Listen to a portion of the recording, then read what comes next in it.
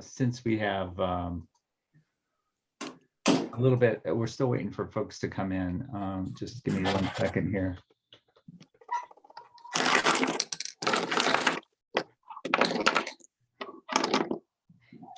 Does anyone know how to choose one person like Lael, and so your picture is bigger so I can see what you're doing?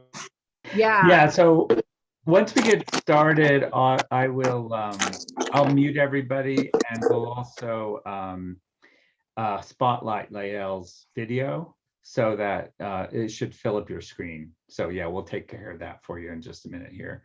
So let's see, quite a few people. Welcome, Sarah and Kathleen and Nance. So I'm going to start with the announcements here.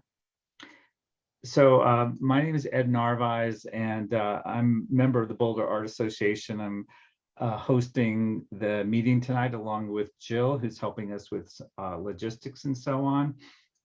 And we kind of have a tradition in the group. If anybody wants to introduce yourself in the chat, say where you're from. If you'd like to also put in what kind of art you do, or if you just like to look at art and buy art, put that in as well. And also people have been putting in their Instagram in the chat as well, and that helps people get more followers on Instagram and just create more of a community around artists to see what other people are working on. So we welcome anybody to do that in the chat. And let's see, we just announced a few months ago our new YouTube channel. And this is actually an old image. I'm not sure if this has been updated or not, Jill, but we welcome anybody to subscribe to our YouTube channel. And a lot of our meetings are recorded and put on the YouTube channel. I think, and Jill's recording the meeting for tonight, so it'll be up there as well, right, Jill? I think there's a plan for that. And then, and I believe we also will accept videos from our member artists to host on the YouTube channel as well. So quick update about that. Also, we have Boulder Art Association has a member wall at the art gallery in downtown Boulder. And we had the call for members to show their art a couple months ago, and we've just announcing these are the artists that were selected to show their art on the wall during this next year. And I see Margaret is on. Margaret got selected. Congratulations. And I don't know if we've got any other folks that are in the meeting that are on the wall here, but this is always really fun to see what our member artists are doing and the art they're producing. So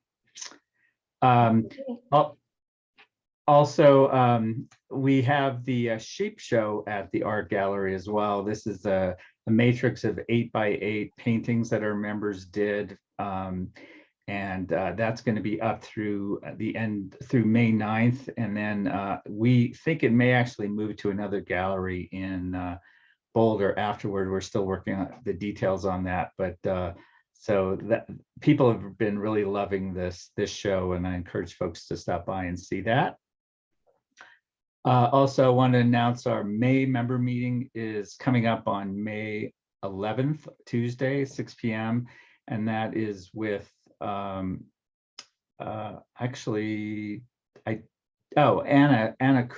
Kuloff. And she's going to be doing a watercolor painting demo. And this is also a paint along. We can give you the image that she's going to be painting this tulip vase, so you can paint along with Anna during this session as well. So I think that one's going to be really fun. And also our June meeting on June 8th is going to be Jessica Moon talking about daily collages, and she's got a really interesting Instagram. I should put it on the slide here, but really interesting Instagram page where she does her shows her collages. So I encourage people to look at that and attend this meeting. And also we're announcing our summer show, which is going to be July 2nd through the 31st at the Bus Stop Apartment Gallery. And this is going to be a new location for us to be showing member art. And the call for entry starts on May 10th and closes on June 13th. And this is going to be 2 different kinds of art that you can enter into this show, anything related to the What's the Buzz theme. And then we're also going to have 8x8 art of anything related to bees for that show as well. So I think this is going to be a really fun, interesting show to do art for and to see. So we welcome, and you can check our website for more details on the show. And also for several folks on the meeting today have been to our weekly critiques. These are really fun. We have 5 artists every week, and they show their art, and people give them feedback and encouragement. It's always really positive, and we have a lot of fun with this one. This is from 11 a.m. to 12:15 every Saturday, and a lot of folks on the meeting today come to that, our weekly critiques. And so encourage anybody who, even if you don't do art or don't want to show your art, they're really interesting to see and hear people talking about art and getting feedback and so on. It's a really fun kind of Saturday mornings sort of thing to do. And we also welcome any kind of art, including dance. We had someone doing dance recently. We've music, poetry, all kinds of things. So welcome, everybody's welcome to come to that. And I think that's it for, oh, actually one other quick announcement. So this isn't related to the Boulder Art Association, but there's a new show that's opening up at the Museum of Boulder. It's called the Memorial Crane Project. And it's over 10,000 origami cranes honoring the people that lost their lives to COVID-19. And that's going up on April 15th. So it's later on this week and through September. And I've heard it's a really interesting thing to see. So I encourage everybody to stop by and see that exhibit at the Museum of Boulder. And so with that, I wanted to introduce Lael, who's our speaker for tonight. And I'll highlight her video so that everybody should be able to see that. And if you haven't already muted, if you could mute your audio, just so we keep the background noise down. I'm going to go ahead and turn it over to Lael, and I'll let you introduce yourself, Lael. So welcome to our meeting today. Let me stop the sharing here, and I'll highlight your video. And you're muted, Lael. Let's see. Okay, there you go. So does everybody know how to use Zoom? Oh yeah, you highlighted, so we're set. Okay, got it. Thank you. Well, hello everyone. This is super exciting for me. I know a lot of you are amazing artists and some of you professional artists. So I'm going to share what I do, my techniques, how I work with acrylics. But if you have more insights, you're welcome to ask questions or jump in with your wisdom as well throughout this demo. So we did advertise this as a workshop, but a workshop takes a few more sessions than maybe 2 hours usually, because we go into more of an in-depth process in the painting process, creative process, techniques and skills. So I think this is more of a instructive demo. So I'm going to paint a painting, and I'm going to take you through some of what I'm doing and what I'm thinking. And I really hope you're painting along, because that would be so much fun to see everybody's work at the end. So I always, we each paint uniquely to ourselves. We bring our history and our journey to our work and who we are to our work. So, so that's why it's so fun to see at the end what everybody comes up with, even if we, have the same topic. I'm doing landscapes today. Lael, yeah. Can I just ask a quick question? If people have questions during the meeting, do you want them to unmute themselves and ask you, or would you prefer they put it in the chat? I'm using my wall as my easel, and I may or may not miss things in the chat because they flash up and then they disappear, you're welcome to unmute and ask questions. Or if I'm missing something, let me know. Okay. Okay, great. Thank you. Yeah, and please ask anytime. So yeah, so I'm Lael, and I've been in Boulder for 20 something years. And I've been a professional artist for about 15, and I've been teaching for about 10 maybe. And I'm here in my studio in North Boulder, and I've been teaching on Zoom this last year, but I'm starting to have students come back, which is so exciting. So everyone who's vaccinated are like ready to be here. We still wear masks, but now we're in this hybrid time where it's like half and half. Half Zoom, half in class. Yay. And the way to hear about my classes is through my newsletter right now, and I'm updating my website, so you'll see my offerings on my website monthly. But if you want to hear about workshops, then maybe in the chat I'll put my email address. There is on the front page, there is sign up for newsletters, and every month I send out a newsletter with everything that I'm offering. And if that's interesting to you, you're welcome to check it out. So I am doing one of my favorite topics, which is Colorado landscapes. And I love bringing my feeling and time hiking in the mountains into my paintings and abstracting the paintings, so making them more expressive. And I start by taking photos of places that I love, or places that I've been to. So I remember I capture that moment in time, and I can bring it to the studio and I can reference that experience again. And this is, I think, Boulder Creek. I meant to print another version of this. Obviously it's well loved because there's paint all over it. I'll hold it up a little closer. And I like to start by understanding what's here, the composition. And to do that, I do a little sketch. So what I have out is newsprint. And if you're not painting today, maybe you can just pull out a art journal or newsprint and charcoal or graphite pencil, and maybe just try this part. So you do need a photo reference. And the way I work with photo references is I squint, because I want to not get caught up in all the details. It will take me a long time to get every single leaf. And it's even hard to see in such a tiny photo. So I just squint and allow the big shapes to emerge. And the big shapes emerge in terms of value. So tonal value, dark to light. And that's really what the eye sees first when we look out into the world. We see the three-dimensional world created with tonal value. So an object, we can tell that it's three-dimensional,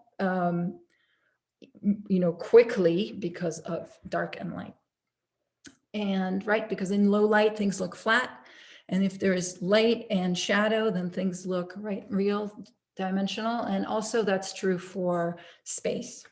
So let me grab my tonal value scale.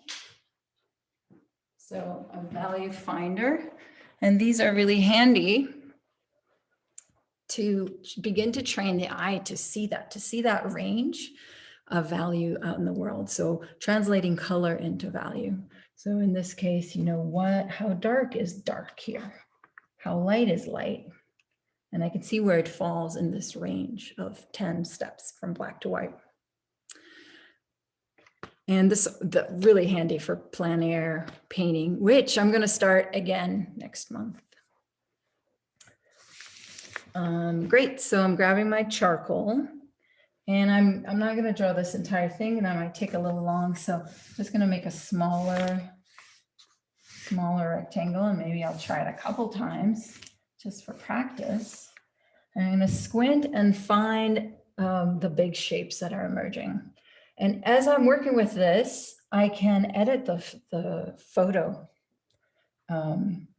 So I'm going to find the horizon line where the land and kind of where the curve of the earth is, which in this case is kind of in the middle. It's just a good starting point to orient myself and then start looking for these bigger shapes. So I've got this shape here. And because the word abstraction allows me to not have to recreate what this photo is exactly, but to find my version of it. So I'm creating my own world here. And I'm finding just these big outlines, the darks, the mid-tones. Do I want this big rock? I do want the rock, but maybe I'll make it a little smaller so I can edit as I go. Here's light. So a wonderful way to warm up your eyes to seeing, warm up to understanding what you're painting. And once I have these big outlines, I like to fill in the dark, at least the darkest dark, but I can also designate each shape with a general value. So with charcoal, if I press hard, it's pretty dark. And a little less pressure, it's mid-dark and mid-light. And the lightest will be the paper. And I can come back and fill in these shapes. What's the darkest dark?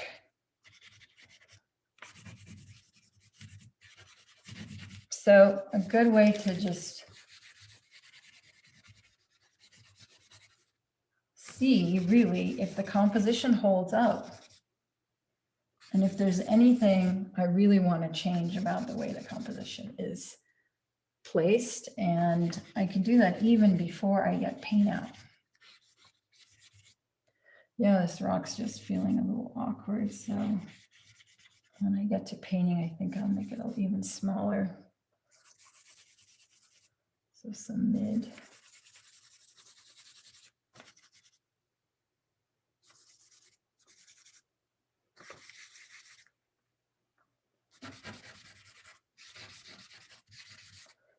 Really, really simplifying, but I could take the time to have a couple more lines or smaller shapes within the bigger shapes.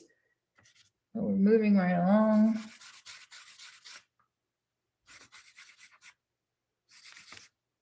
Okay, so what I'm really noticing is that these angles are important to create that illusion of depth in this.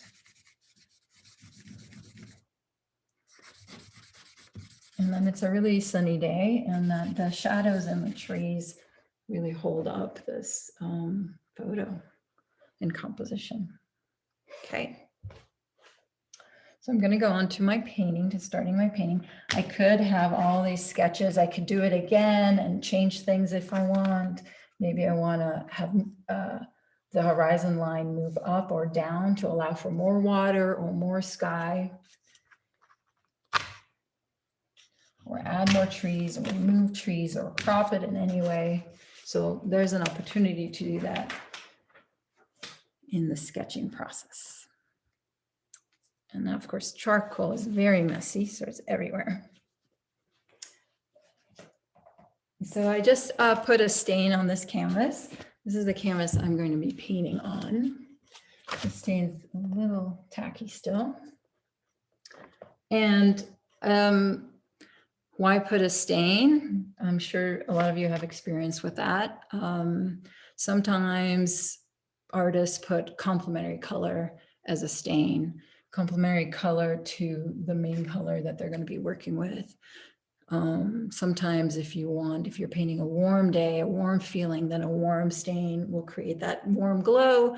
A cool day, maybe a cool stain will create a cool feeling, like blues or purples, right? And I think there's a unifying effect also, that the little bits of color that peek through throughout the painting kind of create a harmony.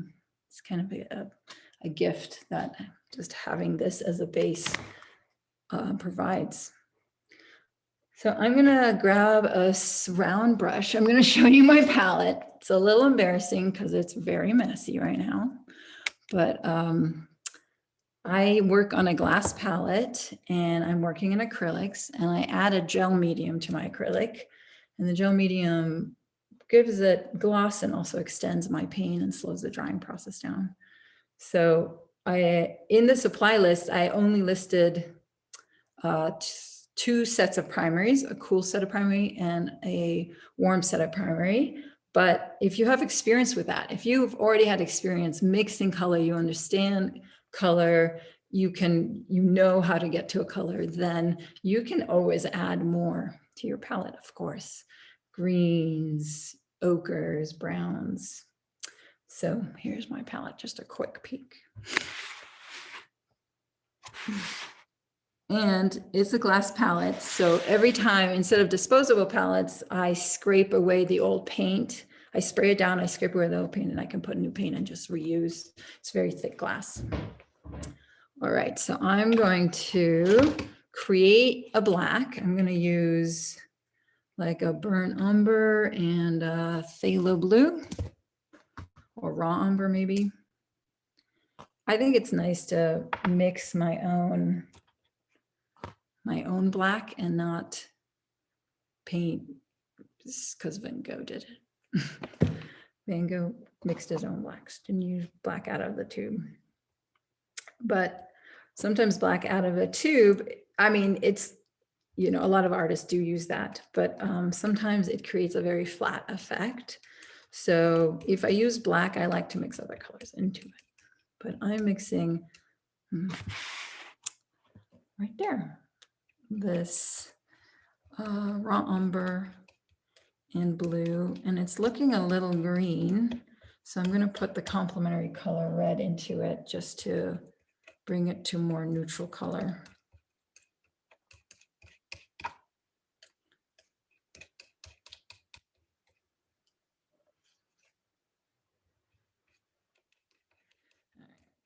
And I'm working with a couple palette knives, and I like to paint with a palette knife, also mix with a palette knife. So,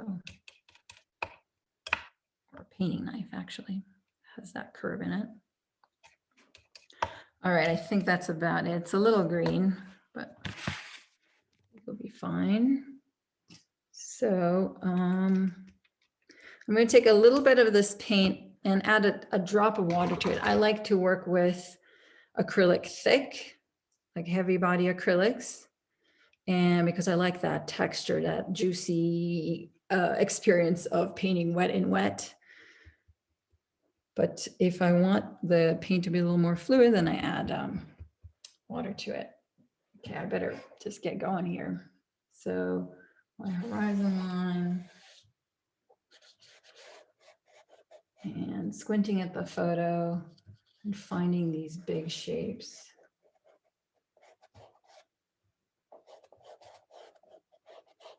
I have painted this before, but I think it's been a while. I don't really remember what I did last time.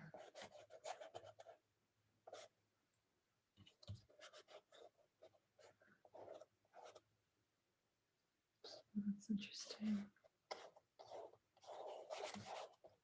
And that big rock, what did I decide? A little smaller.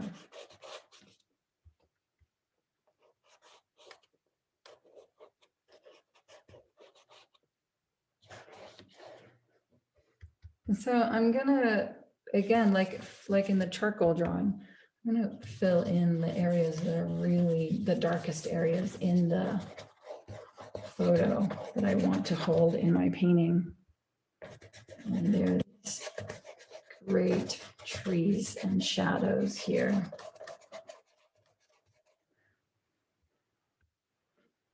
And another one.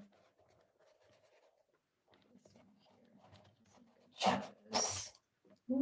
Falling.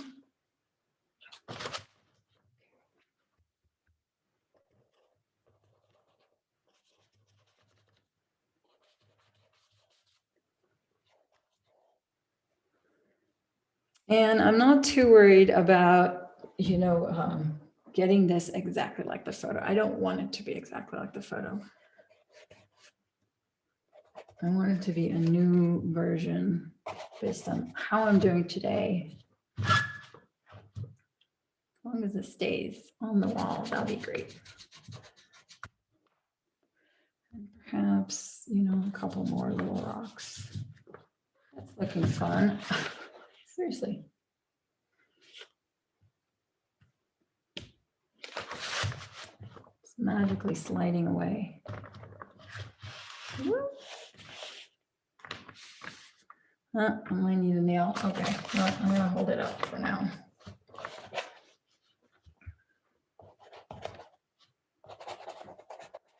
All right, so this is my first stage.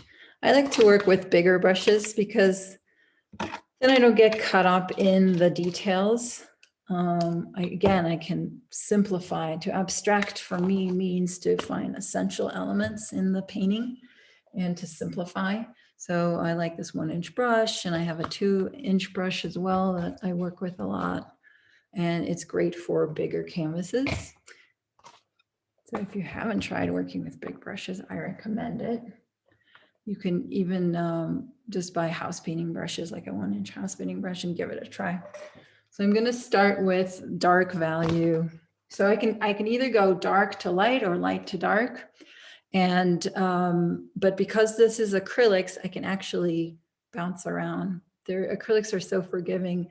It's not this, traditional way of working dark to light necessarily. So I try to stick with this rule, but I really bounce around in terms of working with value.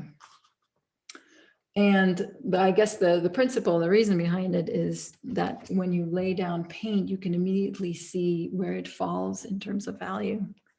So I'm mixing color.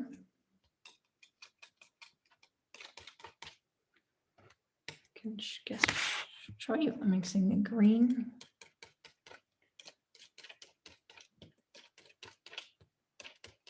I think my green needs a little blue in it.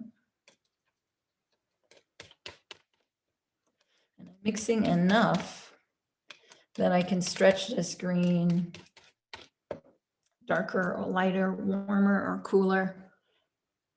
So if I want it to go darker, I can use some of this dark.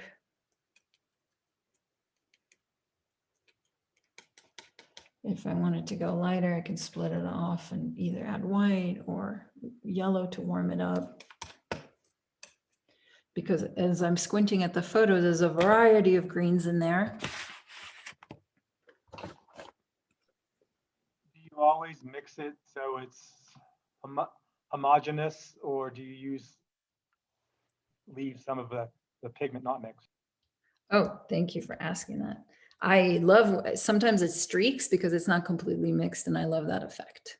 So it depends, these are some first layers in the acrylic painting, and then some other areas I'd love for it to streak. So is that what you're asking? I got that right? Yes. Perfect. Great. Thanks.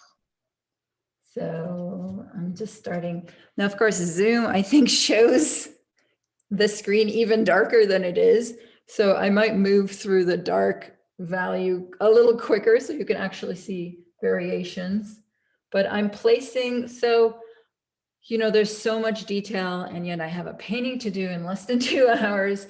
So what I'd like to do is simplify and take a moment to feel what it's like to be a tree, or what it's like to be standing next to this running water, and what is the shaded areas feel like with these trees and branches moving down over the water. I'm referencing the photo, especially if I don't know how to do something like, how do you paint a tree? Well, there is some examples. I'm also working with less saturated colors, so not straight out of the tube. Rarely do you want to paint a painting straight out of a tube, right? want to really find variety through mixing. So that's what I'm working on.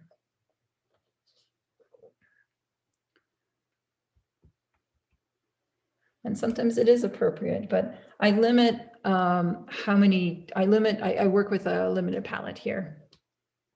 So how many colors I put on my palette. And within those select colors, I can mix and mix a huge variety. So I'm desaturating some of these greens.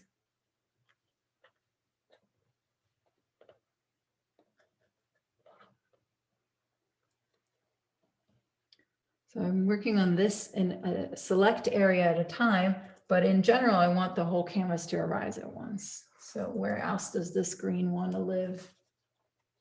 It's definitely over here as well.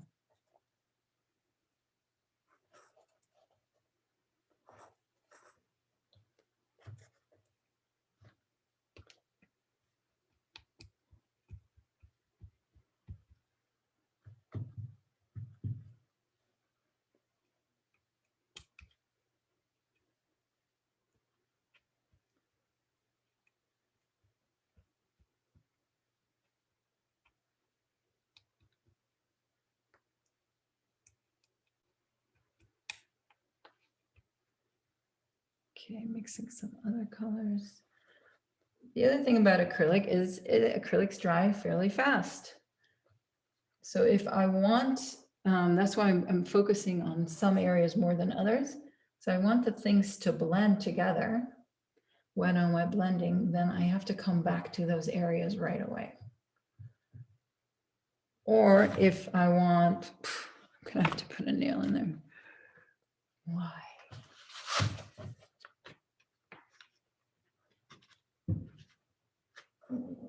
Okay. Stay, don't go. Or if I want to create other textures like etching, I have to do it while the paint is still wet.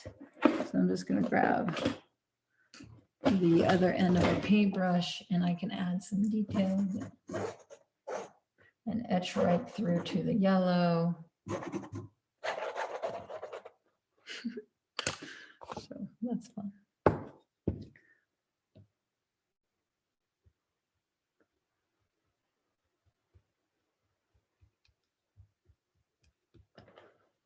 All right, here's the problem is I'm sitting down and I can't get my whole body into this process. There we go.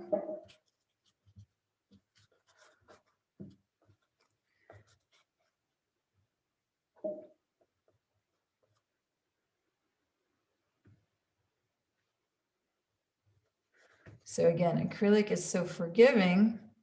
I can come back if I have a shape wrong or a value wrong or not as what I want. I can come back and add another layer and adjust it.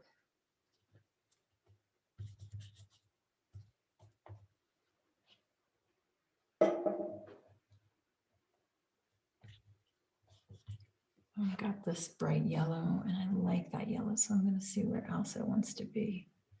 A couple other places.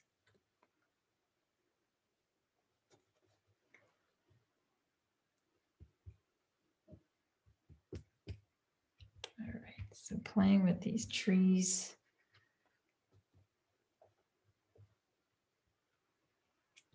Further away trees may be more muted, closer trees a little brighter.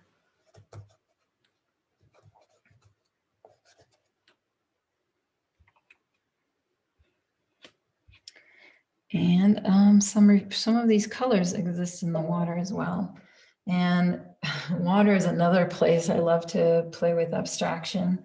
So I can pull more colors that are than they are in the photo. This yellow ochre is especially attractive to me right now. So I'm going to make sure I have plenty of that. And as I'm mixing colors for the water,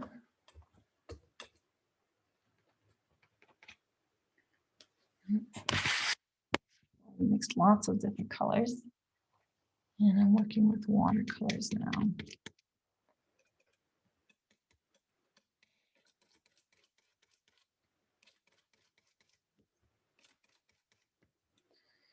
So adding complementary colors to mute saturation.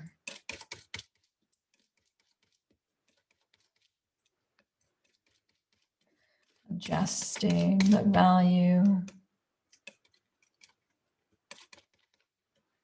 Creating color strings. Those are all wonderful ways to have a variety of color in your paintings.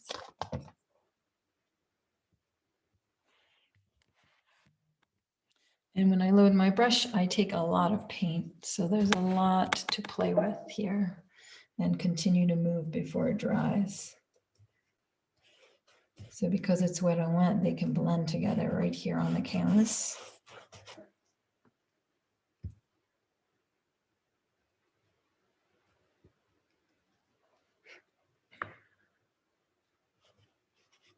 A little darker down here. I can adjust the value.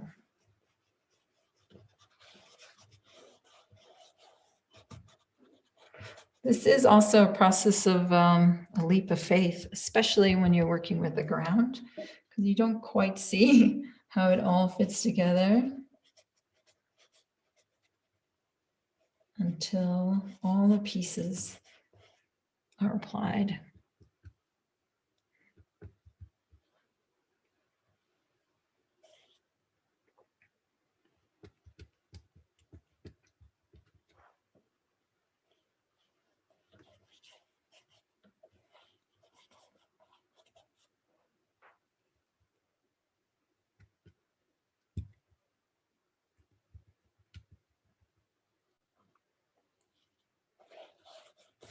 And again, if I make a mistake or I try something out and it doesn't work, not the end of the world. It's just another layer, more texture. I can adjust it as I go.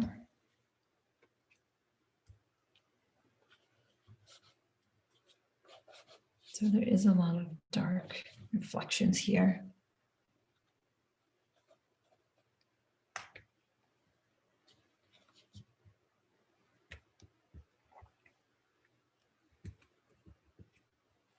Is anybody painting along? Somebody is, right? A couple people.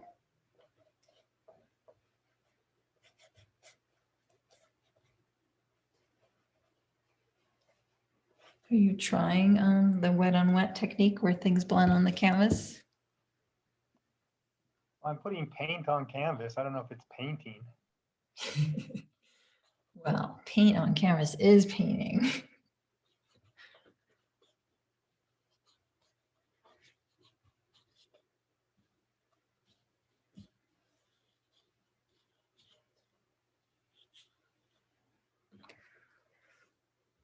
Okay.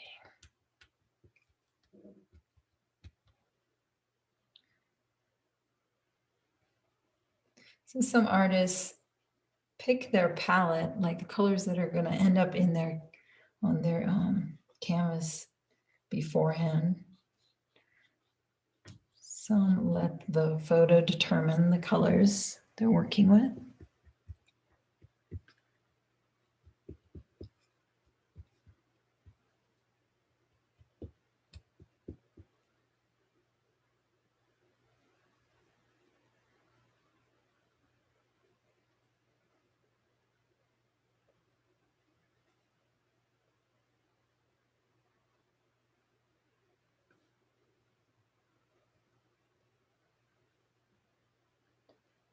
Bits of yellow reflecting here and there.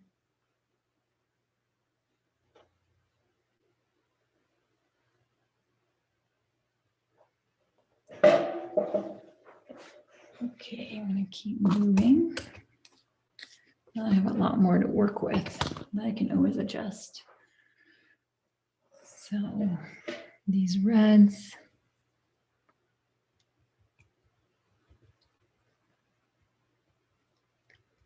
I do paint fast. I could slow down a bit. Just conscious of the time.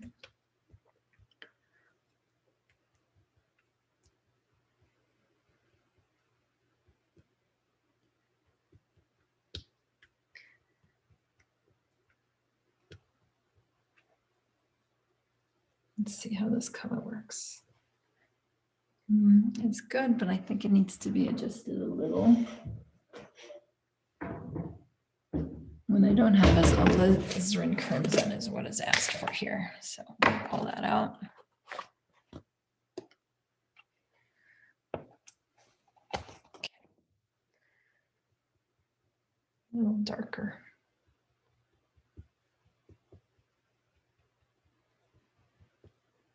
So Lael, you're not using paint from a tube? Is it from a? Oh, this? Yeah. I use a lot of paint. Okay. I use pints and I use quarts and gallons. So because I use a lot of paint, I do have tubes. Okay, so it's just like more economical to buy large quantity. Okay, thanks. And the other thing I like about the jars is I can, when I empty them a little bit, I can add gel right into them already and mix it instead of having to do that every time on my palette. So a little shortcut as well. And this area has paint on it, so I'm not sure what was underneath it, but I'm pretty sure there is some, oh, it's too purple. Some reds sprinkled through. And it's not in the photo, but because I'm liking this red, I'm going to bring some red into this side as well. The little tiny plants growing lower to the ground. This is fall. Not sure why I didn't pick a spring photo, but there you go, fall. Or winter for that matter.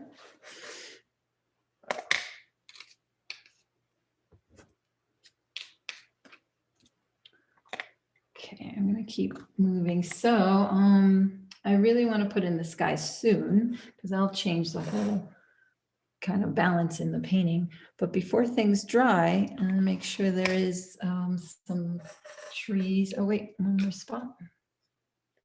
Ooh, brighter green over here.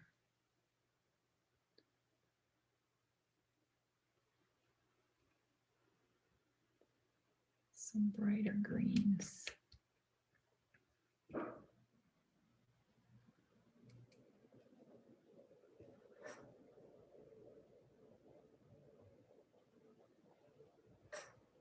And they also exist here. I just want to bump that saturation up a little bit. Okay. Nice.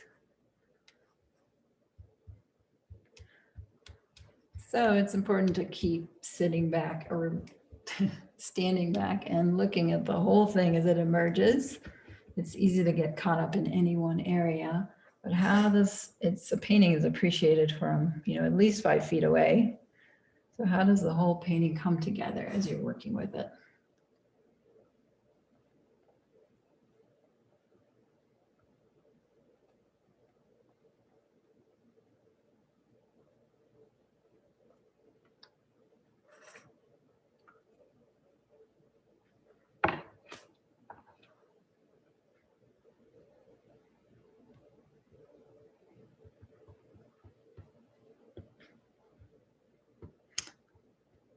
Oh, let's look real quick.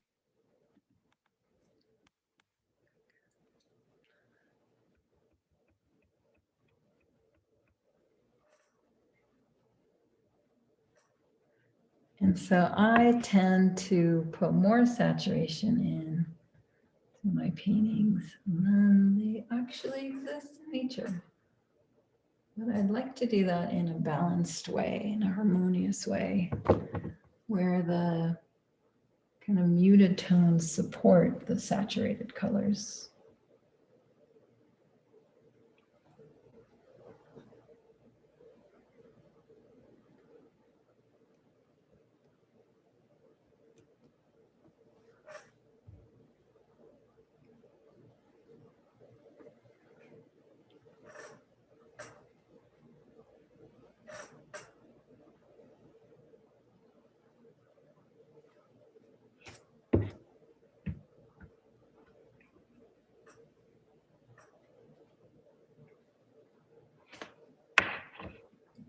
Great.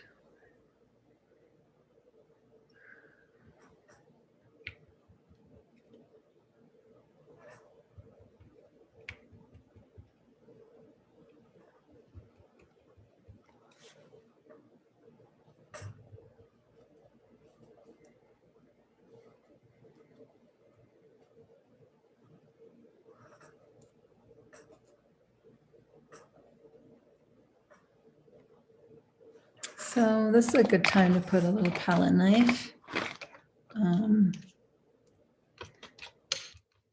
Rocks have such angles. This rock in particular have this strong angles. So I can just place those angles right in.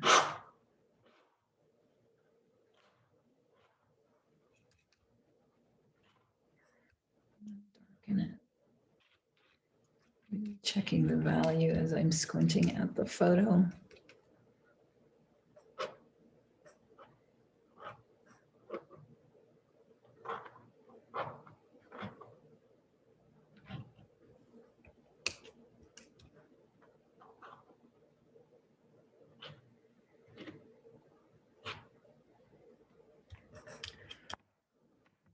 I'm making sure, oh, in the photo you don't see what's back there, but I decided to make the rock smaller, so I have to invent a little something.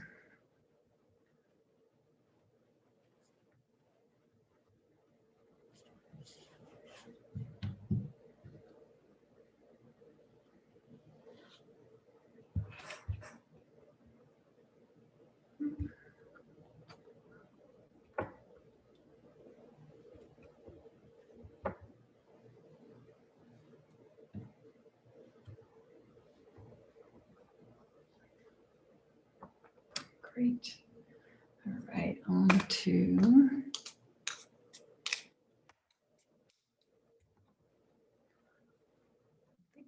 there's some areas that can use neutrals. Anytime your painting seems a little overwhelming, especially in saturation or energy or chaos, I like to introduce grays. Grays just calm everything down. Really check the correct value over where the gray lands. Like is it appropriate to have a dark gray in here?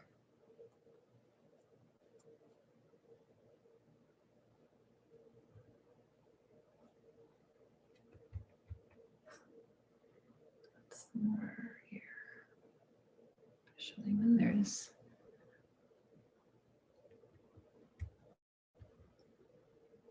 even a deeper, darker value. There we go.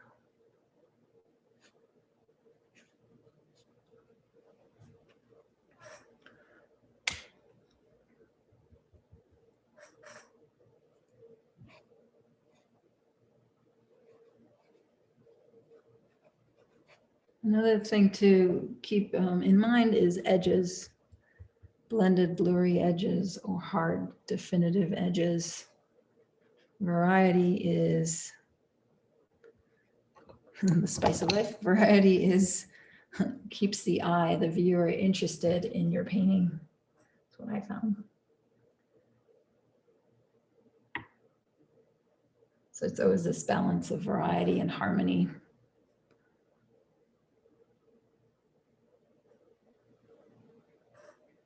Okay, some scratching. I still can get through this. Oh, no. No.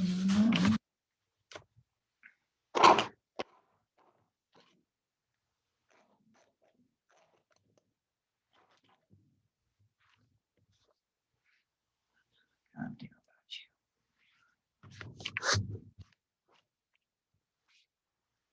Oh, and talking to your canvas is also important.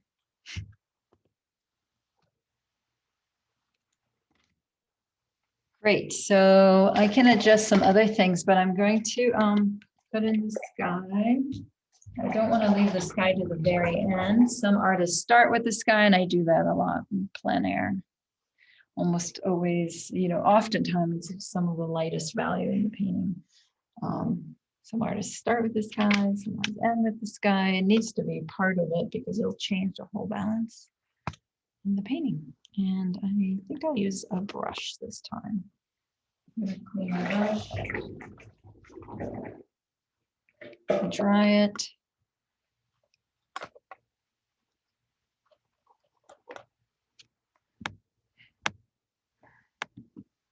Great. And mix. So as we know, the sky is not flat. You don't want to paint in wallpaper. On the horizon, usually the sky is lighter, and as you look up, it gets darker. If there's clouds, there's variety. And in this case, there's some clouds that are really washed out and are almost white or light gray in this photo, but I think I'm just going to try out a blue sky and give that a try and see what. So I'm mixing a lot of different colors.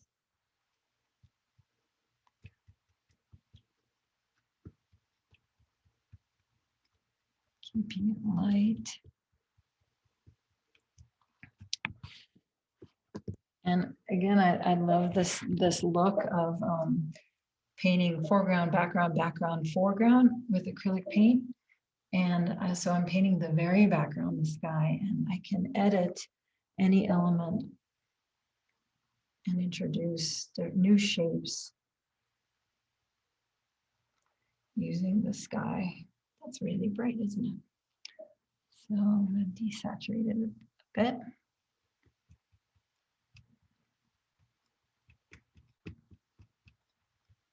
So I can put it right on top of this and blend them together.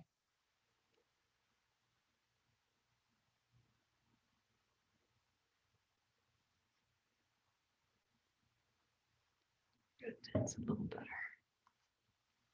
Cover it right up. So let's see how that looks. Pretty good. Far away things are oftentimes softer, so I'll just blend that away.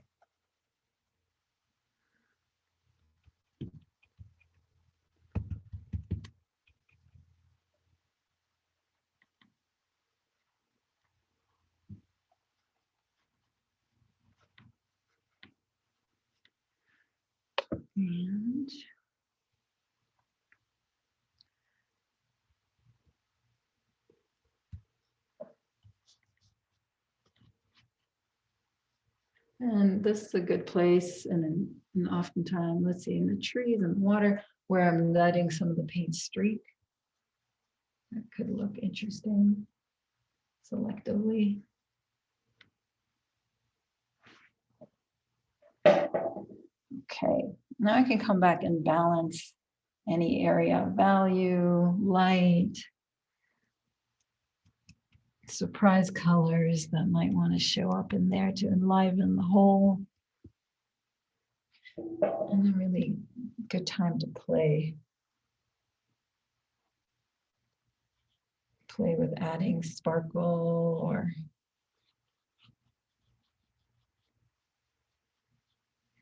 depth and checking your range of value.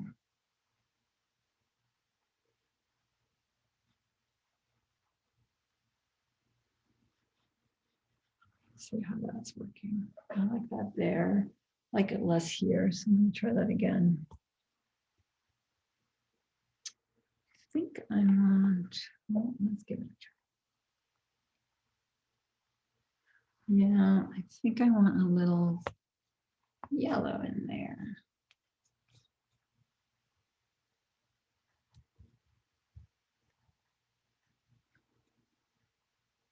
Reflecting.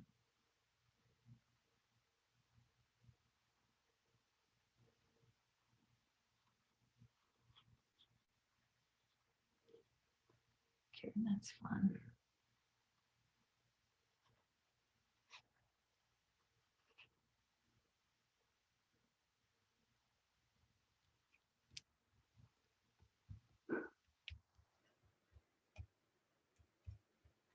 Okay, so I know there's some people here, but you guys are awfully quiet.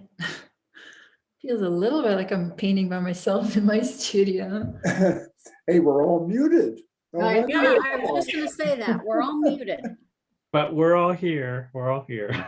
Oh, thank you. We're here cheering you on. Awesome. I know you're all muted, but is there any comments, questions? Super interesting. Okay, good. Are you talk about the workshops you offer and everything at the very end then? Sure, yeah, I could, yeah. So I think the description to this evening is similar to what I offer. And the way to see what I offer is through my newsletter right now and pretty soon on my website.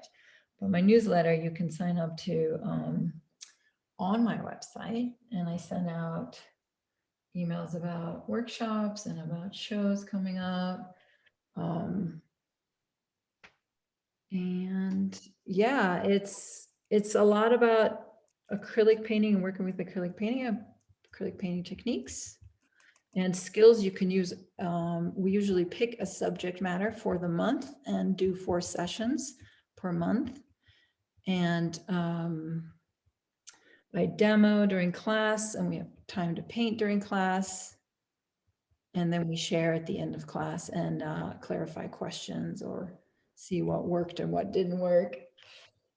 And it's also, it's wonderful because it also, people can bring in their experience with media, mixed media. Sometimes we work with mixed media, sometimes just acrylics. Lael, if we have time at the end, can people share their art? Yes, let's make sure we leave time for that. Okay. That'd be awesome. Yeah, so yeah, one thing I do with so you guys have a critique night, Saturday. Right. Day, I guess. Yeah, 11 to 12:15. Yep. Yeah, it's so awesome. I love that. I need to join. Please do. We love yeah, to have It's a you. little challenging time for me, but I'm sure I can make that happen. But one of the things we love to do at the end of every session is to look at each other's work and get feedback. And so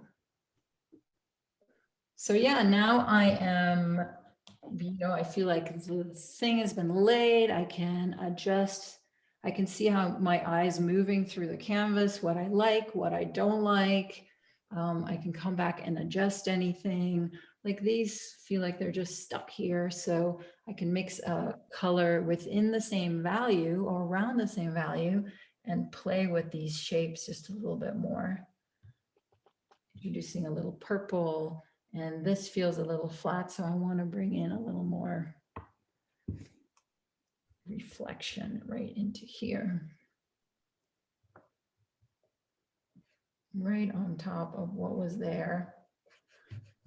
You can work with dry brush technique or water it down and create stain or veil to blend things in terms of layering.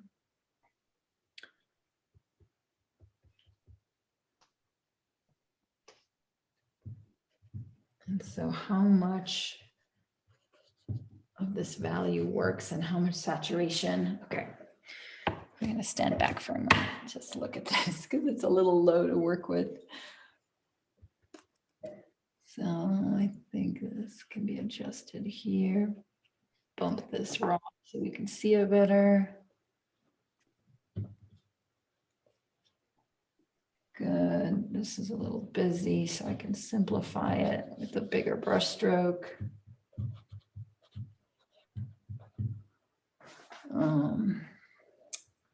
Red is such a fun color to have in a painting. I want to make sure I get enough of it. A little hit of reflection. Kind of echoing that red. This is a little flat, so yellow ochre.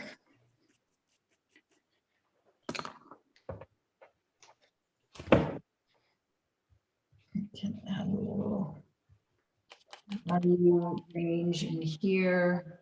A little too dark. Don't move. I don't usually work with such thin canvases, but all my canvases are so big, I didn't think I can finish a painting in 2 hours. So found this thin guy, but he's not staying on the wall.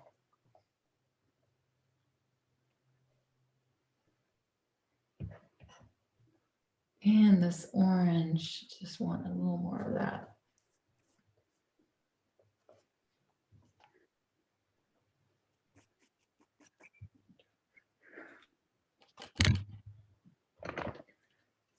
Great. Some brightness right there. A little more brightness right through here. Bump up the value range. Shows a little sparkle. Now, of course, I work organically with focal point. Some artists really find their focal point and work around that. And I can still work with that now and adjust things to emphasize some areas more than others. Pushing value range.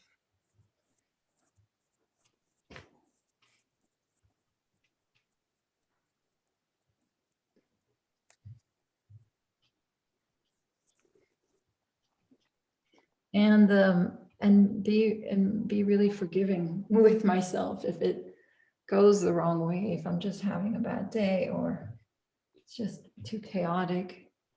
It's easy to simplify. And I'm not liking that anymore, so I'm gonna bring in some.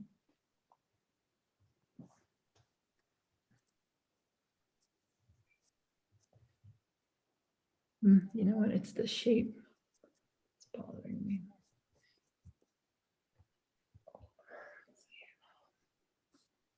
Cut it right there.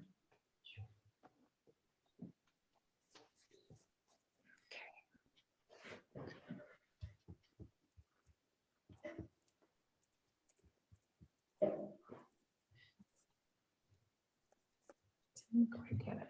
Yeah, okay, well. Oh, well, scrambling it up a little bit.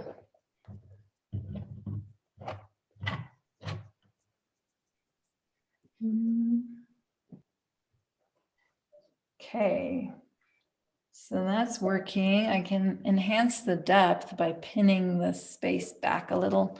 Give that a try. See if light will do the trick.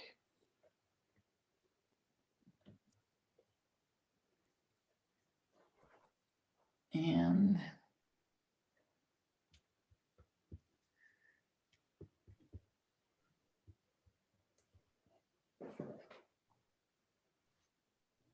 that means I need to take some of the value range down here.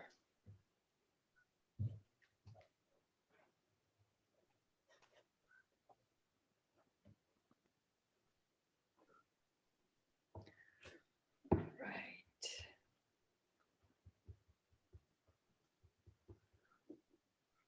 I also think that maybe I should, let's see, give us a moment. We're going till 8, right? Right. Yes. So, Or however, if you need to end early or whatever, it's totally fine as well.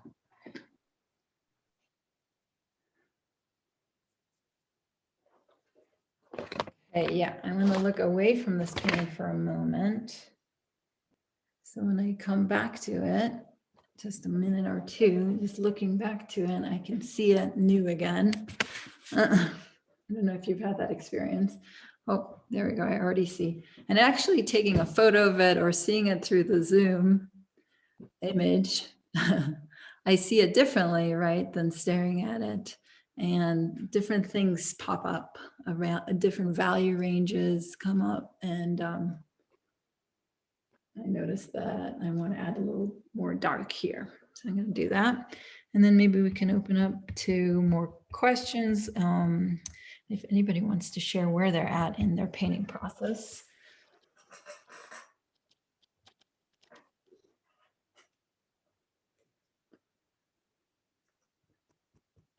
Or if you've ever worked with thick acrylic paint or had the intention in your painting be about value range or saturation or any of these topics. Lael, what somebody shared in the critique once was that they take a photo with their iPhone and then switch it to black and white, and that helps them to see the value. Nice. Oh, Definitely. that's a good idea. And even just taking a photo, yes, changing it to black and white, that's clear in the value, but even just, and also taking a photo and seeing it in just a smaller screen somehow changes it. You know, some artists turn their paintings upside down to see if their compositions work. There is so many ways to just open up that ability to see.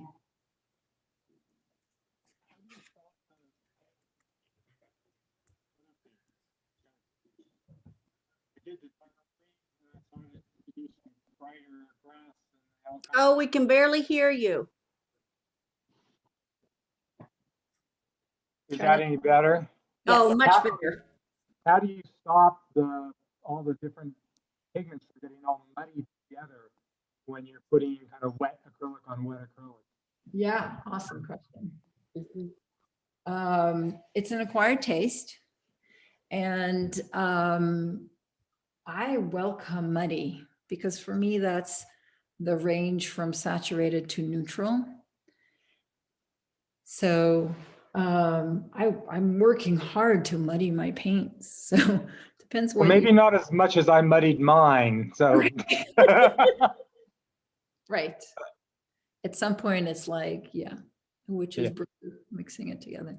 So I do that by layering. So I place a color and then I take new paint and I place it on top. If I put pressure and I blend, things mix on the canvas, but I can also just layer paint on top of paint. The thicker the paint is, the more it'll sit on top of the next layer. So I start a little thinner and I build up the thickness as I'm working. It also adds all kinds of interesting texture. And sometimes I want things to blend and be, you know, faraway leaves or faraway sky. But sometimes I want my brush strokes to show because I think an artist's brush stroke is their signature. So showing that unique brush stroke in your work is just makes it yours.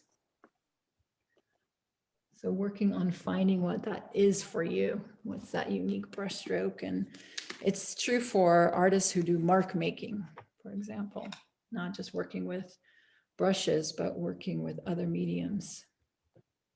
Finding marks, etching into my paint is finding marks. And when this dries, I can bring in other mediums as well. You know, I could bring in pastel, I can bring in markers.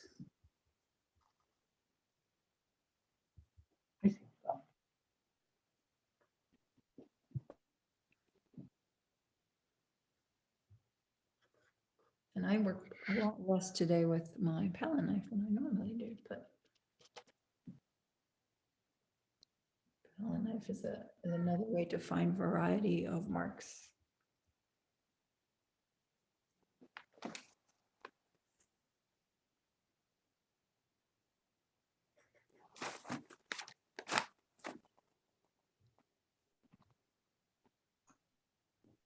Lael, I want to just mention if folks want to send me a photo of the art you did today in email or text, I can share that for the whole group when we're done.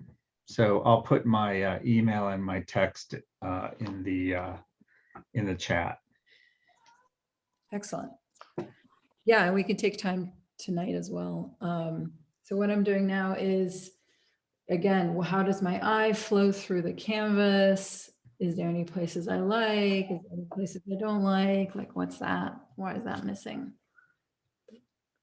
Can I push the light and dark? Is there room to go even further and finding what that range is, that I get the values, you know, somewhat right? And if it's wet, do I still want to etch into it? some more marks. So yeah, let's pause maybe. Does anybody have a painting they want to share? Or that's a very short time, not sure.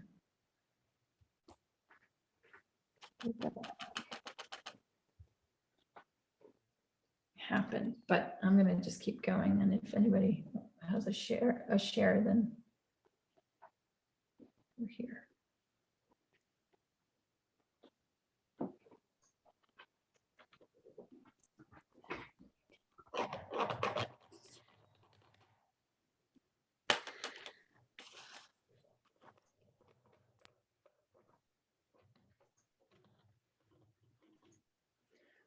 The other thing I enjoy is to go too far. So I allow myself to try pushing things further and seeing how they create, more engagement or energy in the painting. And if they don't work, I can just adjust back. Some of this here can use a little touch.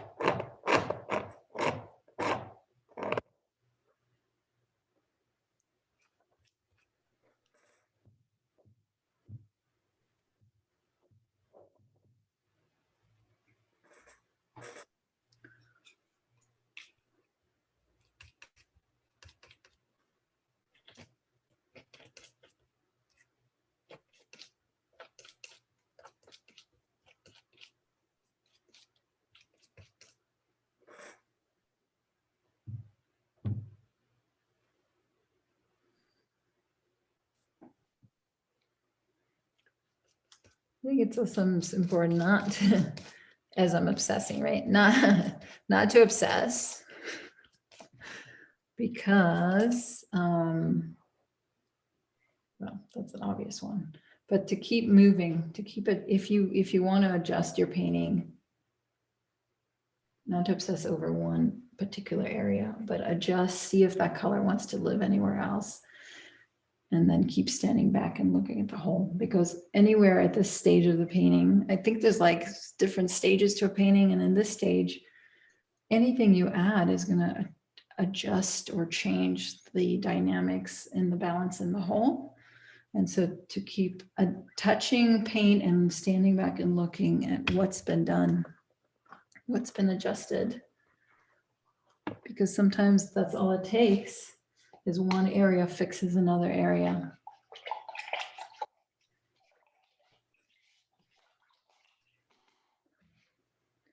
So I think I'm going to do a technique. I'm going to get new water, but a technique of veiling, just so I can show you what that is.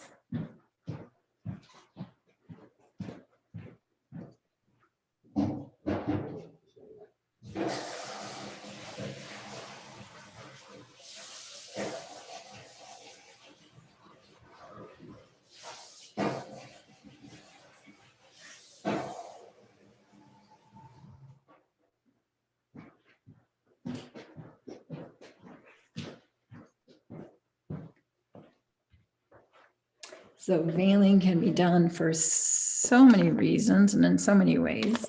Oftentimes it's literally putting a veil, atmospheric veil in the painting.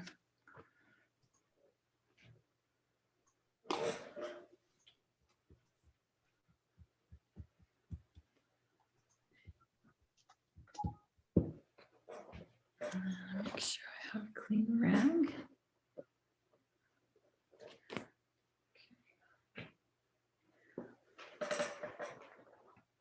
So this needs to be dry for this to be effective.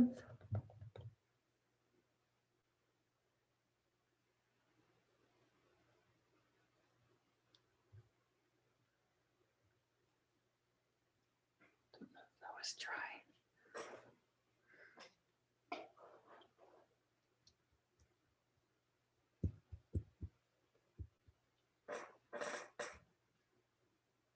Well, drips are fun, but that's not what I was going for.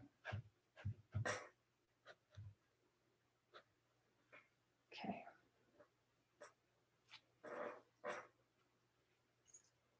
Here.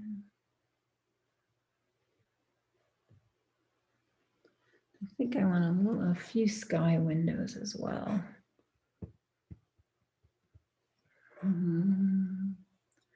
Right over here, maybe. Let's see if this is the right color. Sky windows.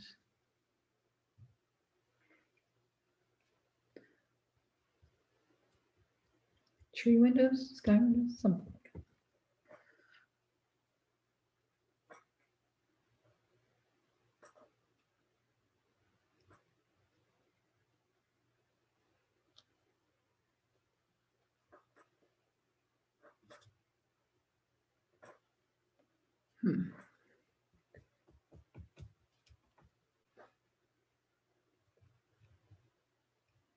That spot is just not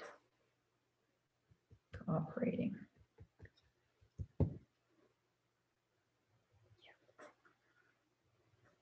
Okay. So the intention was to set this back in space, further blur it away. And now some other fun things, just because I have time to throw in stuff. Drips, since that was happening earlier. Drips are, they can be overdone, but there's sometimes a fun texture. Sometimes it's fun to drip, then turn your canvas in different directions. But this area, I'm going to spray water right on, and if it's wet, it will start bleeding, but it's not. So I'm going to create a drip by adding watered down paint.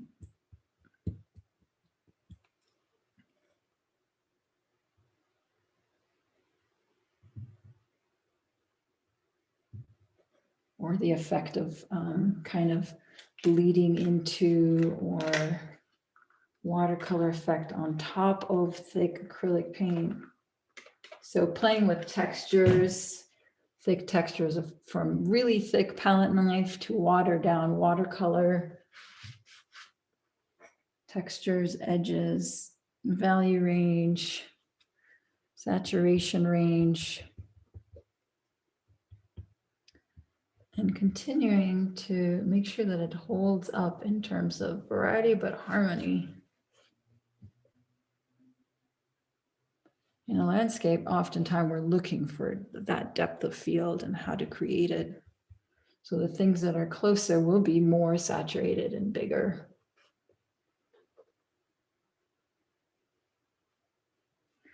And more distinct. Okay. So maybe later I just need a break from looking at it for a moment. All right, is there anything else tonight? Any other questions? Lael, I had a question about when you were scraping the canvas with the back of your paintbrush. Yes. So you're taking it back down to the canvas underneath, is that right? Yeah, sorry, this is bothering me. Yeah, so you remember I put a ground? Yeah. The ground was dry before I started painting on it. So when I scrape, it goes back to the ground. So if the ground is yellow and has that warmth, then I scrape, I'm seeing, I'll bring it closer, I'm seeing that warmth. Right? So you don't actually have to paint it where you scraped it because you've already got paint there that's dried, right? Yes. Okay. Not the white of the canvas. I don't want to show the white of the canvas. This is like those marks scratched in there. Okay, thanks.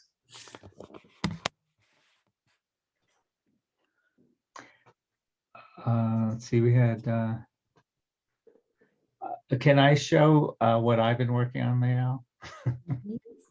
I'm embarrassed. So I don't do abstract art, and but just to encourage other folks to share if they want to share.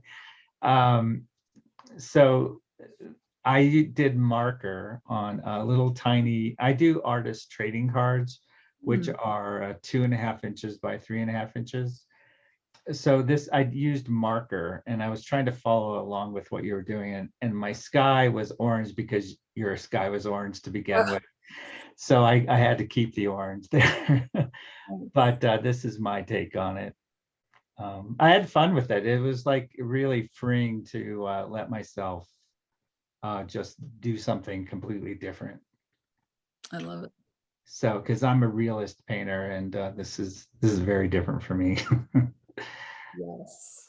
Well, thank you. Thank you for jumping in and trying something so different and new.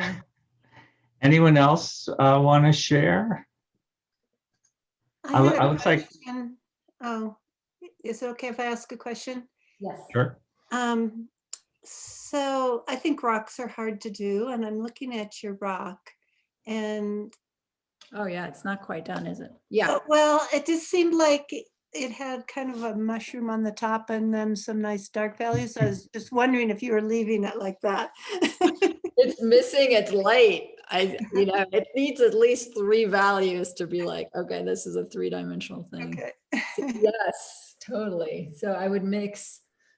Sometimes I can create a color string, dark to light. I might have used all of that color up. So I would come in with a little bit of a lighter, depends on how sunny the day is. I don't know.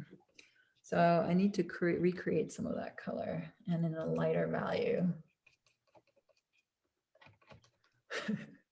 What if I said, no, don't you like my rocks? Well, I mean, everybody has their preferences, but Yeah. I really would enjoy seeing how you would finish the rock. Yes, okay. And who knows, I might have to try it a couple times, but yeah. And this is such a weird shaped rock anyway, so I'm just gonna have to kind of invent it. Okay, so this is a lighter value, very similar to this color, but why is my rock so green?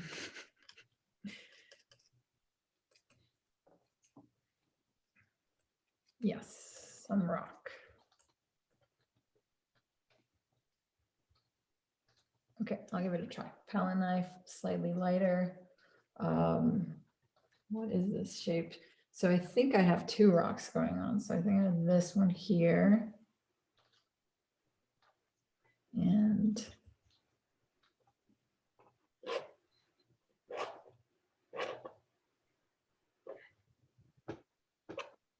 yeah, all he needs is a little light on him.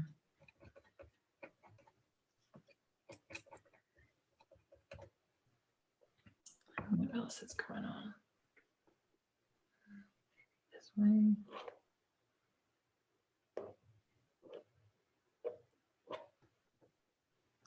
I think what I'll do is I'll blend the dark value in a little bit too.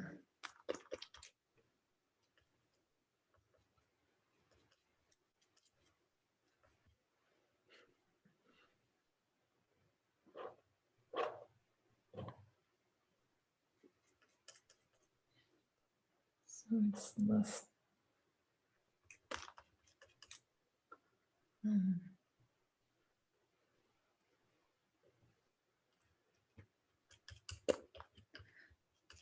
So I'm just playing with the angles of my palette knife to find these planes. I'm not getting a lot of help from the photo, but anybody else have any tips around painting rocks? What's been successful for you?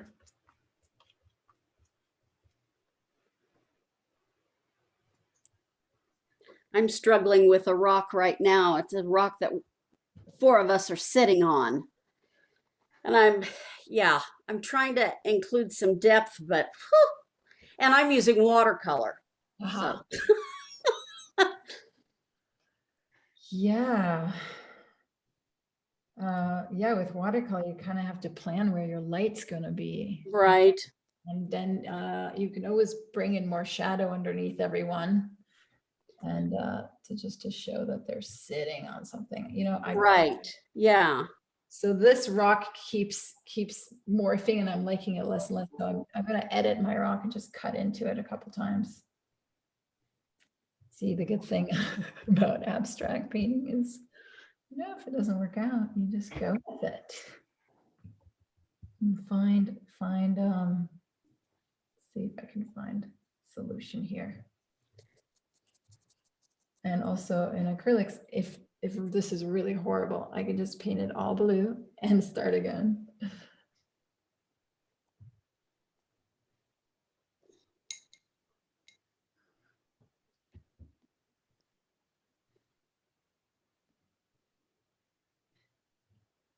So now he's got a double mushroom head right there. Okay, but it would make a good sitting rock. Yeah, this area is a little funny. All right.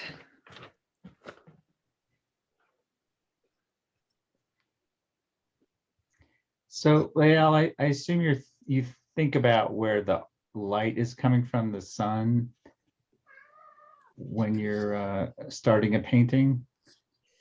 Yeah, it's kind of in the back of my mind. Okay. I don't plan that everything has, especially in light that's kind of filtering through.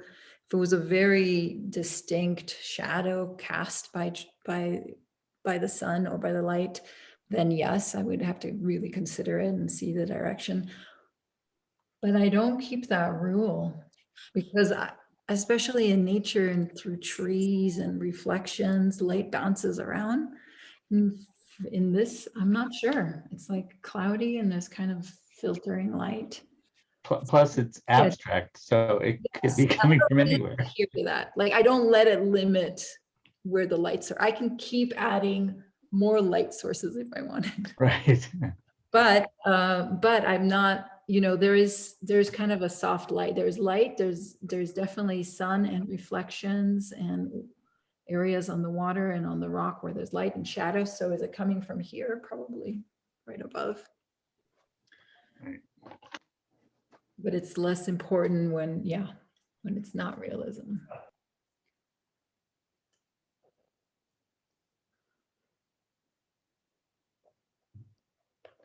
Sometimes I don't know if I should, I'm trying to pin this back and I just added more light and I'm not sure that actually pinned it back. So sometimes, I just have to try or imagine, and,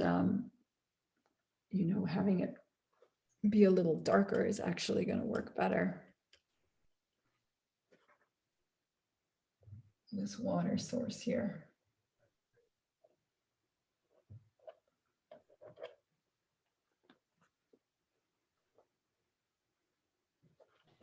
Yeah, less distinct and just more blended. Anybody else feel like sharing a painting? And I just sent you one. Okay, I'll look. Oh, I see it. It's from Sarah.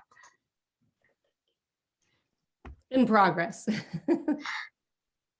Sweet, thank you. Let's see here.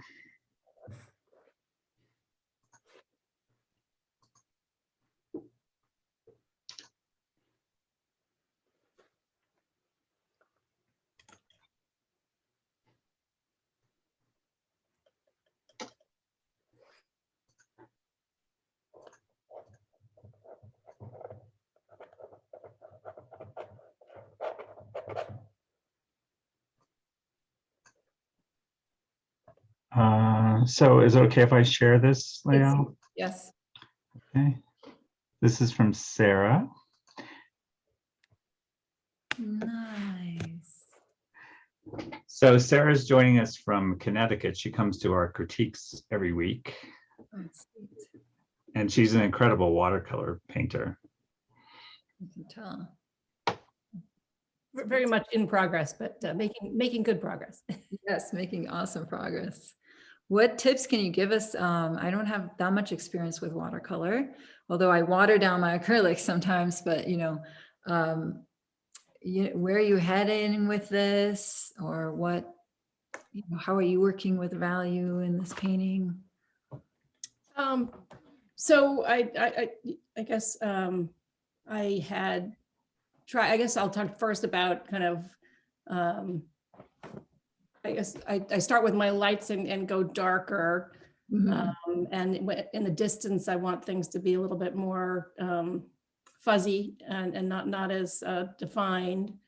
And then, I want a variety of value. So in the rocks, which I'm getting better at doing over time, I'm trying to drop in other colors, not just do kind of, if you look at rocks and think of them as gray, they're not really just gray, but have a variety of other hues in them. So I'm trying to keep that in mind and trying to leave some white, essentially white of the paper as the kind of the reflections on top of rocks, and to give them a little bit more definition, things like that. And then adding some shadows in later to darken them and make sure one rock looks like it's putting a shadow on another. Nice, nice, all that detail. That's awesome. Yeah, I love the water in this one. It's really cool.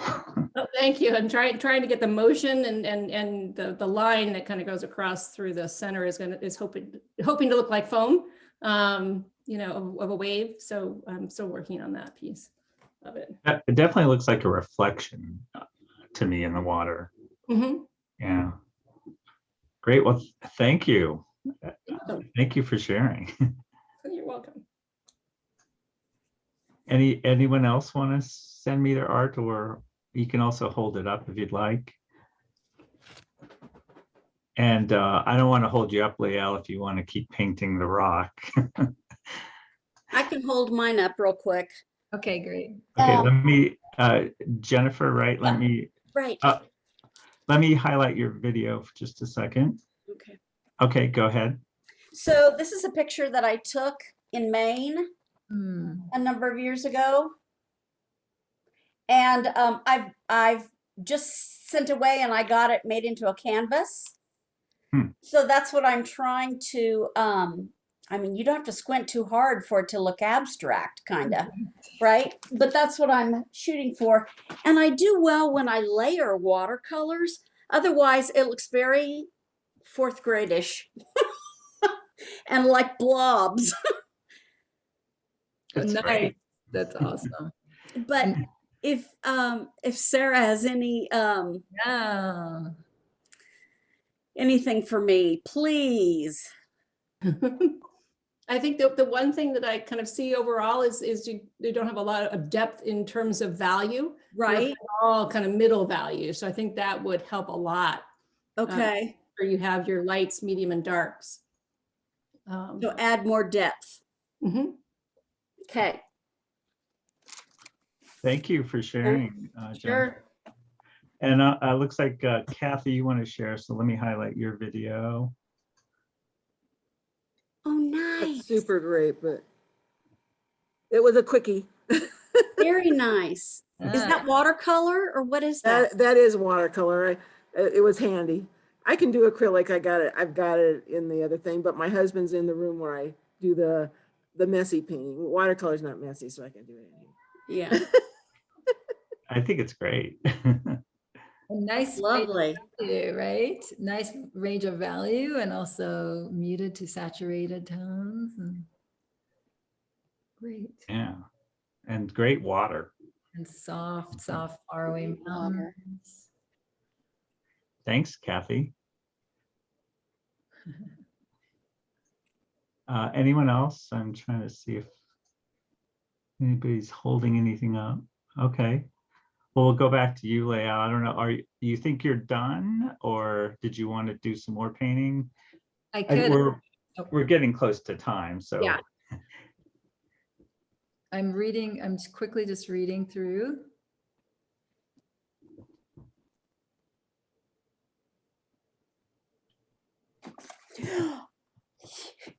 Oh no. I'm trying to manage a cat. That's a little difficult. Okay, great. Do I want to keep working? Yeah, let me sit back for a sec. And Lael, is this painting going to be for sale when you're done? Sure. Yeah, when I'm done. Yeah. So if anybody wants to buy it, they can contact you, I guess. Yes. That is true.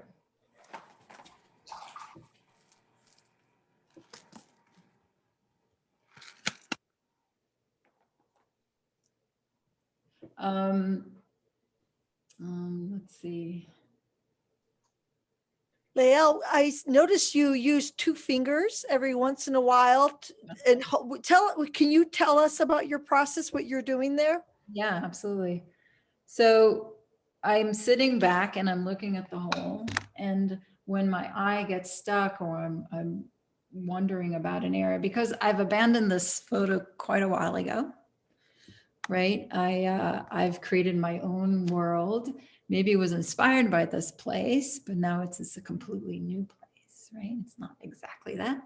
And so because it's its own balance, as I'm looking at it, I'm seeing how my eye moves, like, you know, where there's problematic areas, and I'm creating it moment by moment, right? So I changed something and now the whole thing has shifted and now I'm changing another thing. And so I'm building it that way. And so to imagine what it would look like if this area is bothering me, I can put my fingers up or my hand up and imagine. I want a little of that warmth. If I place it here, okay, what if it needed to be a little bit darker? I can check that out. Darker can work, maybe darker a little higher and a little of that warmth a little lower. And then I can test it. And I only want to take one move at a time when I'm making these guesses. Like I can even cut paper like white or black paper and hold them up or place them and see how it changes the composition value-wise. So that's what I'm doing. Oh, and I need to close one eye in order to see how the whole thing is responding and be far enough away. Is there enough movement? Is there enough movement in the direction I want to pull the viewer? So I keep coming back to darkening this area here. So I'm going to give it a try. And because this is, let's say this is finishing touches of the painting towards the end, I probably want to have a rag in hand in case it really, that idea fails, you know, because I'm growing my intuition. I'm growing my ability to work moment to moment. And so because of that, I have to respond to that intuition hit. If I see it, I want to try it and see if it works so I can grow that confidence. So I'm going to give it a try. Let's see, yellow or dark. And Lael, I see that you're not afraid to get paint on your hands. No, I'm tonight for some reason, I'm really messy. But yes, that's, you know, art is also to play. So I'm playing. I love that. I love that. I love that you explained it. And I love that you also see, oh, I could do that area better, or I might change that. Because that's kind of what I do. And I'm like Ed, although not as realism as he is, but abstract kind of scares me. And so I'm excited to try it. You are inspiring me. Thank you. I'm so glad. Yeah, there's a really, yeah, my experience is this experience of freedom. And that's why I keep coming back to painting, because it's fun. And yeah, if that inspires you to try that, that's so awesome. Leal, we had an artist, I think a couple years ago, who did abstract painting, and she blindfolded folks in the class, and then we drew on a canvas, and then you take your blindfold off, and then you try to paint what you have in terms of the marks on the page, and that was a really interesting exercise to kind of break you out of that sort of being stuck on realism kind of thing. Yeah, or yeah, right. Or we continuously limit ourselves. We have this range we play in, but actually we can expand that range on both sides. And if you even, if you even try a little bit, sometimes going all the way to abstract, if you're a realist painting, is very scary. But even if you push it just a little bit, that comfort zone, new things can happen. You discover things. So yeah, that's so cool. I mean, that's awesome to just put on blindfold. Well, and she played music while the blindfold was on, and it helped. People were dancing, and they just Yeah. happened to be painting too. Nice. So I'm gonna just try adding some dark and see what happens here. Just for the fun of it. It's kind of a boring corner. So I see either warmth or dark, so we'll see. So it's a little blue.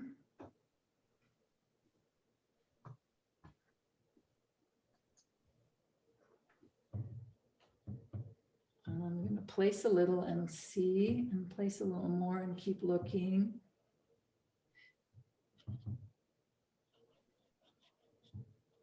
At one point, if it's working, it might go too far. So I want to keep adjusting.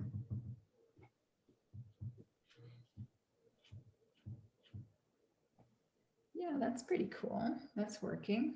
Because then your eye is kind of more to this area, and I can even be daring and break this up even more and be more selective about where the light is. And so when I add more dark value into the painting, then the areas of light and value pop forward. If I add more neutral colors, then the area of the saturated areas, jump forward or become more alive.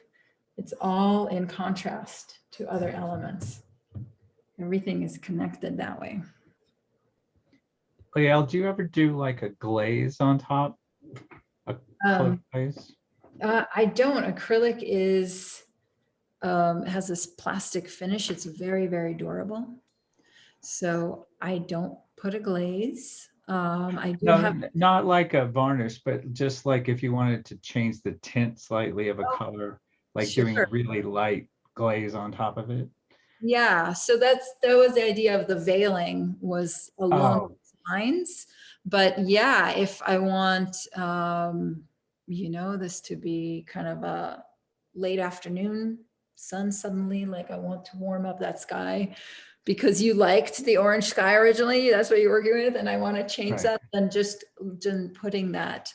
I can add paint into gel, and I can turn that into a tint that is Great, thanks.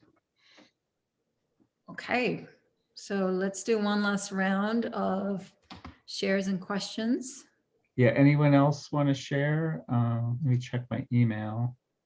I see Nance, seems like you're painting, Nance. Anything you want to show us?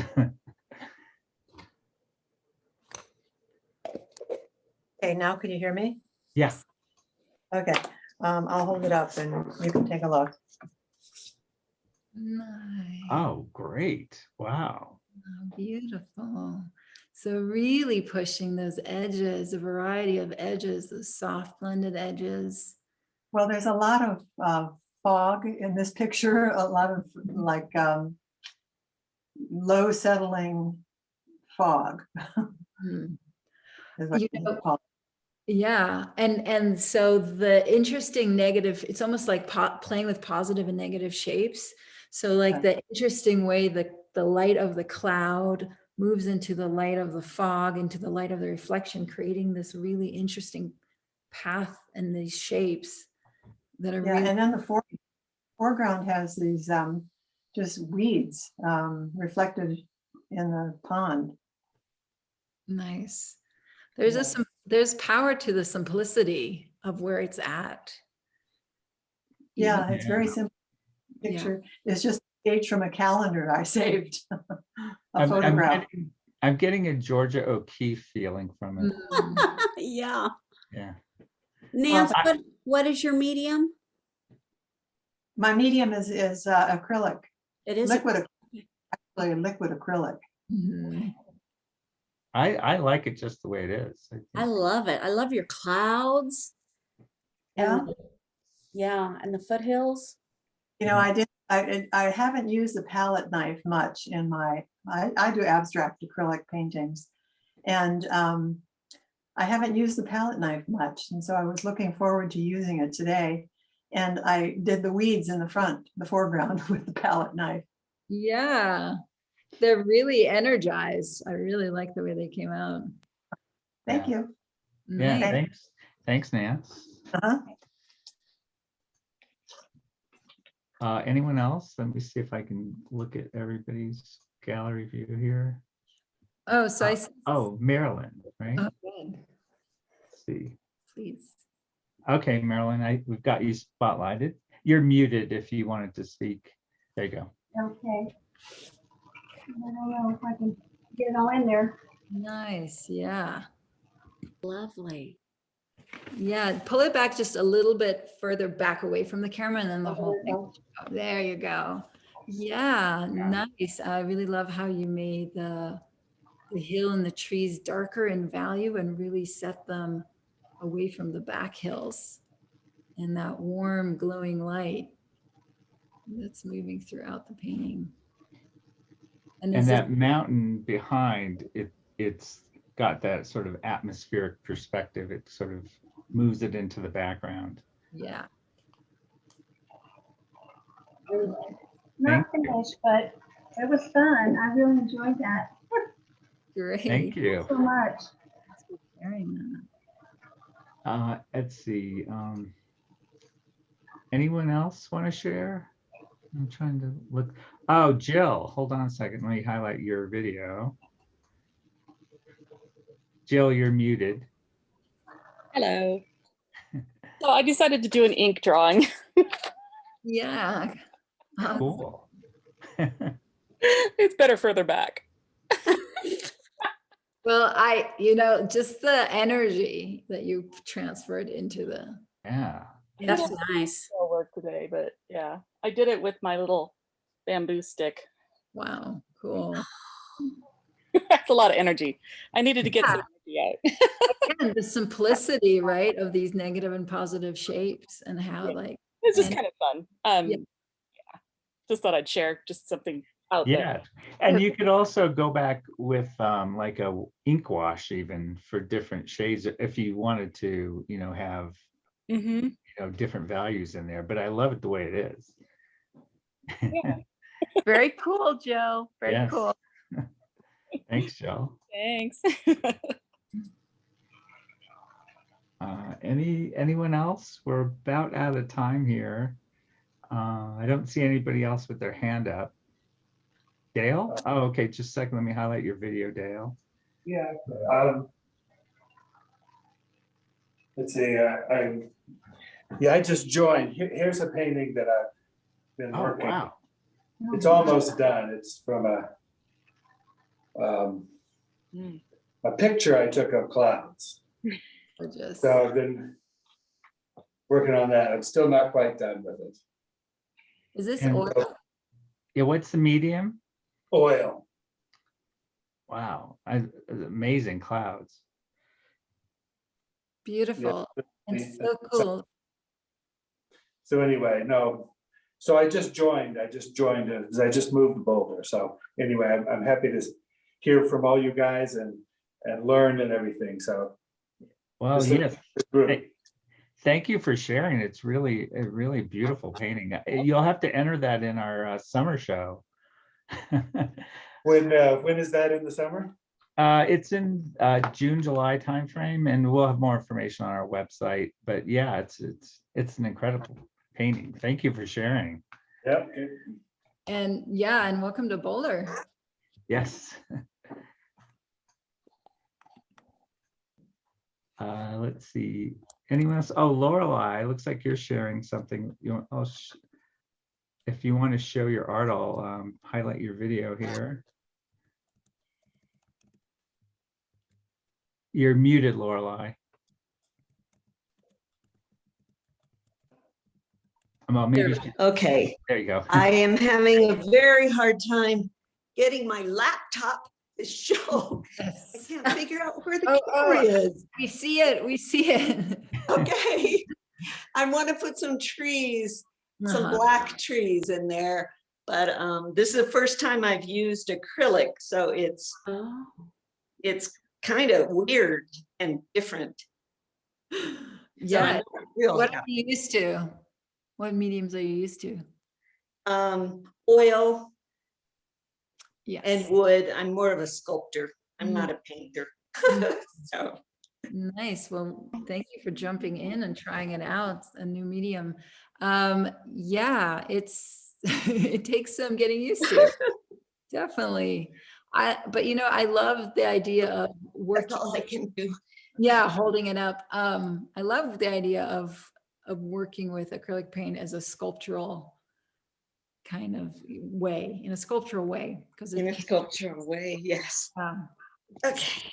Yeah, see if that, yeah, working with water, but also working really thick with the paint, if that's enjoyable to you, more enjoyable. Yes, thicker I think would be. I was using it almost more like a watercolor, and then wait, this is not what I'm supposed to be doing. And yeah, it was not. Good. I'm glad you, that's a beautiful painting. It's silhouette and the sunset. Yeah, I love the sky. It's really great. And thank you for doing this. This is, I would never, you know, I do have the paints. It's just, I wouldn't think to do it except for these meetings. And so I love these meetings to get me, to push me to do something new. Yes. Thank you. Yeah, it's such a wonderful group of artists. I'm really thrilled that you invited me to participate today, and I'll have to come back. Well, thank you so much for joining us, Leal. It was a really fun evening. I know for me, and I'm sure for everyone else. Does anybody have any last minute comments? We're about out of time, and I appreciate everybody staying on and sharing. And Jill, I believe we're going to have this on our YouTube channel. So if anybody wants to watch this again, and I wondered maybe you could send us a photo of your final painting, Leal, so we can maybe post it on the website or show it on Instagram. And Jill, I don't know if anybody else wants to share their art from tonight, they can share it on Instagram and just tag us, the Boulder Art Association on Instagram. I don't know if you have any other thoughts on that, Jill, in terms of a hashtag or something, but thanks everybody for joining us today. We'll stay on for a second if anybody wants to copy anything out of the chat. And Lael, did you put your URL in the chat so that, or they can just Google your name, I think, and find you. And Yeah, if anybody, Yeah, it's on the website too. yeah, okay. oh good. In our bio on our website. Yeah, it's laeldesigns.com is my website. Okay, yes, and it's laeldesigns.com. Thank you so much, Lael. I had a great time. Please, everybody, join us next month and also every Saturday. I think these have turned into a really good, fun community kind of thing for people to, share their art and talk about art. And thanks, everybody. Have a nice evening. Thank you so much. Thank you. Thank you, Ed. And Thanks. Thank you. Sure. Take care. night.